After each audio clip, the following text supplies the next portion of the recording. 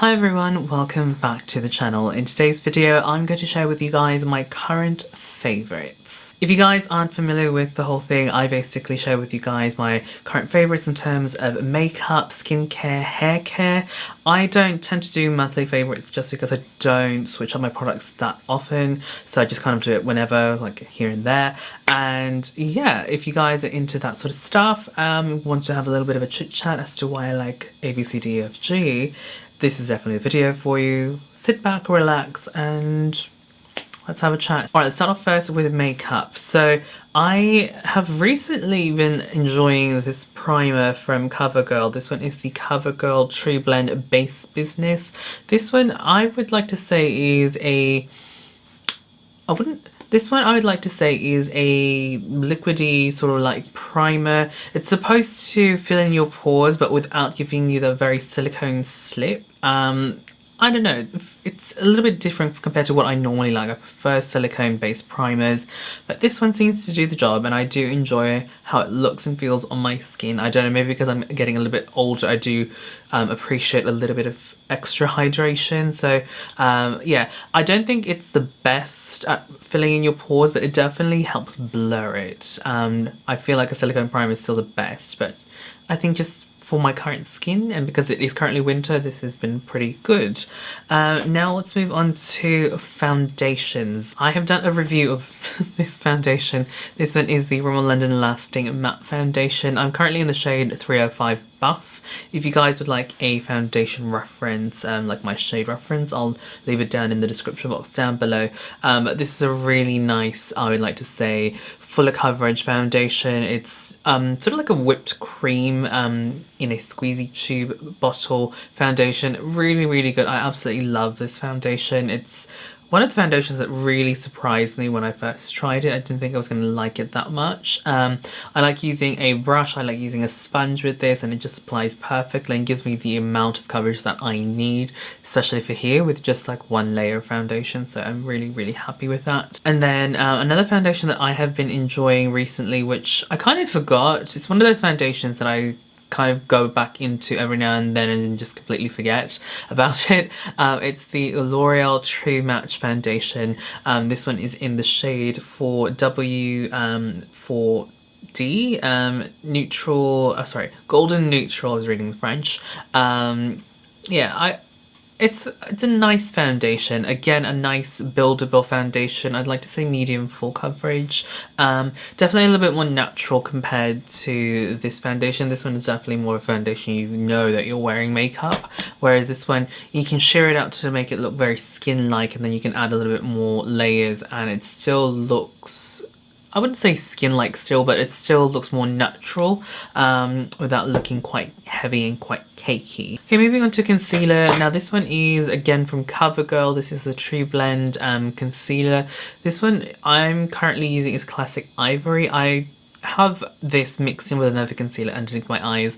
Reason being is this is way too light. I got this in like a PR sample. I think there might have been a shade that was a little bit darker, but it was way too dark for my under eyes, and this one's, the shade range isn't the best, let's just put it that way.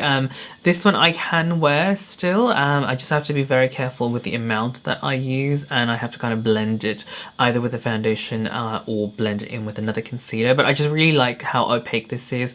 I would dare say it reminds me of the Shape Tape from Tarte, just because of how big the applicator is. Formula is quite similar, just a little bit thicker, I feel. Yeah, it's just a really good concealer. It's just a little bit too light for me. I think there was a couple of videos that I've done where my under eyes were just like super bright, like way too bright for my liking. I had to edit some of the photos a little bit more than I normally do, just to kind of make it look less so stark, because I used to take photos with flash a lot and it was just so apparent. So yeah, but that concealer is really good. I really like that one. Right, moving on to lipsticks. There are three that I have really been enjoying. Let's start off first with this one. This one is the Rimmel London Cake Collection My Nude. This is number 55. I honestly feel like this has been discontinued, because last time I went into Priceline I could not see this. So yeah, I dare say this is a discontinued lipstick, but this is a really nice one. Actually, I'll do a swatch. It's just a really nice, I'd like to say warm tone nude. It's just really, really pretty. I'm not wearing it obviously at the moment, but it's a really nice shade. Then there's the MAC My Tweedie. This is one of the new, I think, soft matte, is it called? Powder Kiss lipsticks. I really like that. That's definitely more of like a peachy nude shade. I've really, really been enjoying that. And then this one is from McoBeauty. This one is in Kitten, I believe. This is their lipstick. I recently did a collaboration ad for McoBeauty, and then I really like the smell. It's so beautiful. They said this was a nice dupe for the KKW lipstick, so Kim Kardashian's brand. This one is definitely, I'd like to say, a little bit more on the pinky red side. It's really, really pretty. These are definitely sort of like the shades that I like to go for. When it was a little bit warmer the last few months, this was sort of like the shade I would go for. But then as, you know, the weather started to change and obviously my outfits were also starting to change a bit, I decided to go for these sort of shades instead. And then I've also been pairing them with this lip liner from Morphe. This one is in Toasted. I'll just do it here, hopefully you guys can see. It's just a really nice, I'd like to say, deep neutral brown. And if you're going for a very, very nude lip, you kind of need a little bit of a darker lip color or lip liner to do a bit of contrast. Obviously this is way too dark for some lipsticks, but I just really like that contrast. Now we'll move on to I suppose cheek products. Yes, cheek products. Highlighters, I haven't really tried anything new that's really wowed me, so I've been really just using my normal ones. Bronzer, this one is from Morphe. This one is the Glamourbronze Face and Body Bronzer in Big Shot. Really, really enjoying this bronzer. It's a really nice orangey bronzer. I'm a huge fan of like orangey, deep brown orangey bronzers. Yeah, I just really like it. I feel like it just suits my skin tone really well. It just warms up my complexion, and whenever I've accidentally use a lighter foundation, this just adds that nice bronziness and it just all tones everything down. Moving on to blush, this one is from Hourglass. This one is a limited edition one. This one is an ambient lighting blush in Mecca Glow. So I got this from Mecca Land, I believe. No, I got this in a goodie bag after Mecca Land because I was on the PR list at the time, and they kindly sent this over, and I didn't really use it that often when I first received it, but recently I've been using different brushes. Actually, I should also include that. I've been using this ginormous powder brush for my blush application, and I've been enjoying it. Before I was using like very small angled powder brushes, and I don't know if you guys can tell, but I've got huge cheekbones and huge cheeks in general, so you know, trying to put blush using one of these, actually here it is, one of these smaller powder brushes, it kind of left almost like a little streak of blush on my face. So I decided to try bigger brushes to kind of give me that diffused look, because that's what I do for my bronzers. I use a big powder brush to kind of like diffuse it, and I think that's how I like it, just a larger brush to diffuse it. And yeah, I mean, I'm not wearing it right now, but it's kind of giving me that look, and I've fallen in love with blush again. So I think for the longest time I just kind of forgot how to apply blush. Okay, now we'll move on to eyeshadows. There's two palettes that I have been really enjoying. This one is from Mellow Cosmetics. This is actually my first time ever using Mellow Cosmetics. This is actually my first ever Mellow Cosmetics product. I've seen them on Instagram so many times, and I always say that I want to place an order with different brands, but I honestly, like, if you look behind me, I cannot justify buying a lot of makeup because I get sent so much. So I got this in a collab, so I'm very thankful. So this one is the Sinopia palette. Really pretty shades. Definitely warm tones, and obviously you've got that pop of blue. I feel like it's kind of like your standard like warm tone eyeshadow palette, but I really enjoy the different hues and the different tones they have in this palette, and that blue shade is just really nice. I haven't used it yet, but it's a really nice deep blue. I feel like it would look really beautiful maybe on the lower lash line for like that pop of blue, you know, that kind of look with brown and orangey tones on top, but also as a lid color itself. Yeah, I really like it. It's quite sturdy as well, also quite thin, so very compact. The next palette that I've been enjoying a lot recently is the Australis Glamour eyeshadow palette. I purchased this like a few months ago, and every time I go out, actually no, not every time, but majority of the time that I go out to events or when I'm just like wearing makeup outside of the house, not filming like, you know, bold, different coloured eyeshadow looks, I find myself gravitated towards this palette. I really enjoy this. I really enjoy the different tones of browns. So you've got mauvey browns here, and you've got your sort of traditional warm tone browns, and you've got all the different sort of like champagne shades. I have been enjoying this palette. Also, this palette I feel is a lot sturdier compared to the other Australis eyeshadow palettes that I have. I feel like the packaging's a little bit thicker, and I did a tutorial using this eyeshadow palette, and honestly, I still think this eyeshadow palette screams soft glam. Yeah, if you guys are into like soft glam eyeshadow looks, this is definitely one to go for. Okay, I think that's pretty much it for makeup. Now let's move on to skincare. Now, ever since I've lost weight, I've been quite particular about my skincare, just because I was a bit scared that I was going to experience a little bit of skin sagging, just because of the nature of my work. If you guys don't know, I work as a cosmetic nurse, so Botox fillers, lasers, that sort of stuff.